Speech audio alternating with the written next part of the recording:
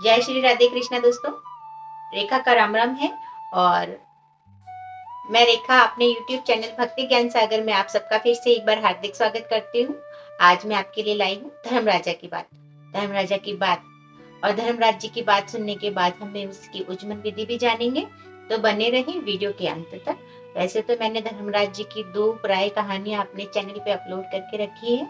आप चाहें तो मेरे चैनल पे जाके उन्हें देख सकते हैं। उनका लिंक मैं अपने डिस्क्रिप्शन बॉक्स में डाल दूंगी, तो आप वहां से भी जाके देख सकते हैं।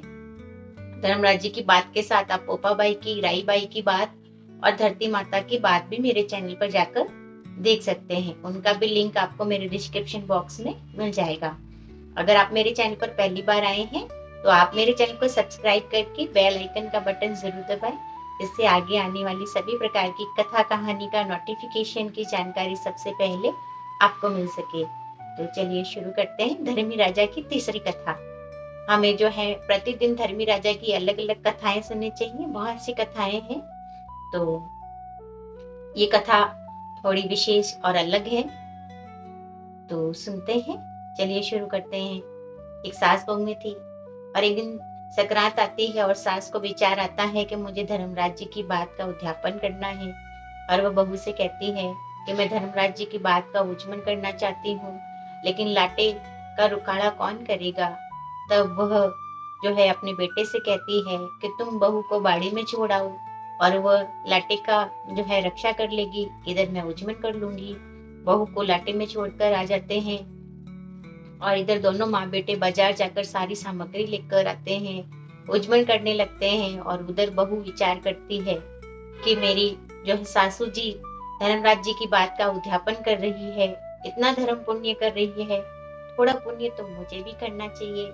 ऐसा करती हूँ कि एक कबूतर को तो चुगने ही देती हूँ। ऐसा विचार करके वो उड़ के सो जाती है और इतने में ही वो कबूतर जो है सारा लाटा चुग के उड़ जाता है।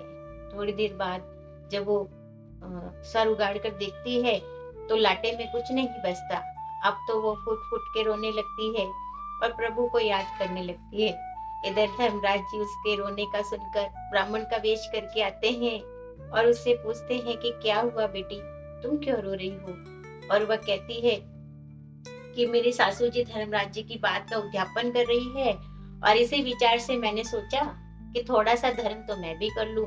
और मैंने सोचा कि एक कबूतर चुग के कितना ही चुगेगा और उसको चुगने देते हैं। ऐसा विचार करके मैं ओढ़ के सो गई और कबूतर तो सारा ही लाटा चुग गया। अब मैं सासू जी को क्या जवाब दूंगी और वह मुझसे मुझसे पूछेगी तो मैं क्या बताऊंगी। और ब्राह्मण कहता है कि जैसे पहले सोई थी वैसे ही ओढ़ के सो जाओ। और वह वैसा ही करती है। वह फिर से उड़ के सो जाती है और थोड़ी देर बाद में धर्मराज जी की बात का उद्यापन करके और उसका पति आता है और वह जो है मुख उगाड़ कर देखती है तो लाटे में हीरे पन्ने और जवाहरात हो जाते हैं।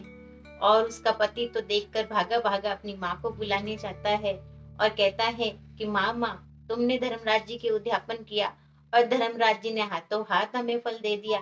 और ये सुनकर माता भी जो है बाड़े में आती है और देखती है कि लाटा जो है वो हीरे पन्ने से और मोतियों से भरा हुआ है। और वह धर्मी राजा को प्रणाम करके धन्यवाद देती है कि आप तो मुझ पे बहुत ही जल्दी तुष्टमान हो गए और आपकी तो बहुत बहुत धन्यवाद और बहुत बहुत जो है बड़ाई। और इसी प्रकार से बहू कहती है कि माता जी ये जो धर्मी राजा है वो आप पर नहीं मुझ पर तुष्टमान हुए हैं। और वह कहती है कि चुप रहे, ऐसा थोड़ी होता है, धर्मी राजा का उजवना तो मैंने किया है, तो तुष्टमान भी मुझ पे हुए हैं। और इस प्रकार वो दोनों ही आपस में बहस करने लगती हैं। उनकी बहस को सुनते हुए धर्मी राजा फिर से ब्राह्मण का वेश करके आते हैं और उन्हें समझाने लगते हैं, लेकिन वो समझती नहीं है। तब अंत में ब्राह्मण रूपी धर्मराज जी कहते हैं कि तुम आपस में झगड़ा मत करो। ऐसा करना कि तुम जब रात को सोओ तो सुबह उठकर देखना जिसके पलंग के नीचे कोयले हो तो वो समझ जाए कि धर्मी राजा मुझ पे नहीं तुष्टमान हुए, और जिसकी पलंग के नीचे हीरे पन्ने हो वो समझ जाए कि धर्मी राजा उस पे ही तुष्टमान हुए हैं।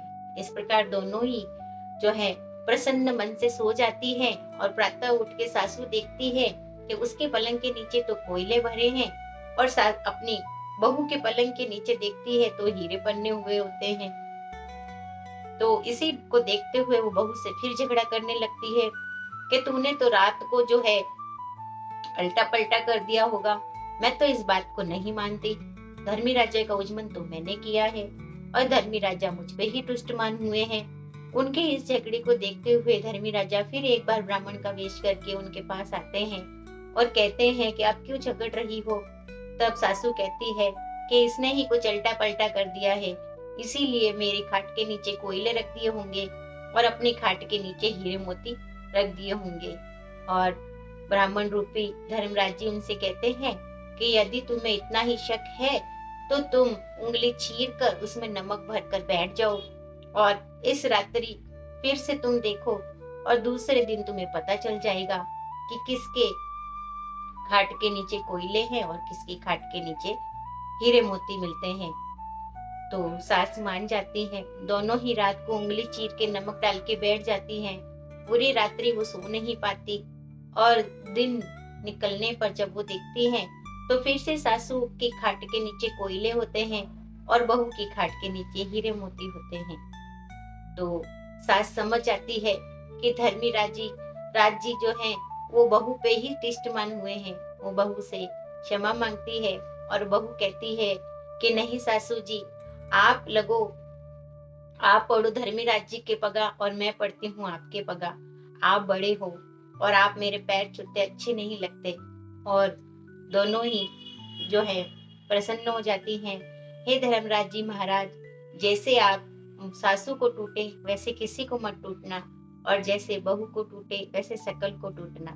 खोटे की खरी अधूरी की पूरी जानना। इसकी आगे मैं इसकी उजमन विधि बताऊंगी। इस प्रकार धर्मराज जी की बात साल भर, 6 महीने, सवा महीने या 7 दिन या 21 दिन सुने और सुनने के बाद में आप जो है काटी, छतरी, चप्पल आदि और स्त्री की पूरी पोशाक, उनका श्रृंगार, कंदील और एक लोटे के अंदर शक्कर डाले, 1.25 पाव मगध या मगध के लड्डू, 6 मोती, 6 मूंगा और इसी के साथ यमराज जी की लोहे की मूर्ति, धर्मराज जी की सोने की मूर्ति, चांदी का चांद, सोने का सूरज, चांदी का सटिया, ये सभी जो है ब्राह्मण को भोजन कराकर और गुप्त दान डाल के उनको देने चाहिए।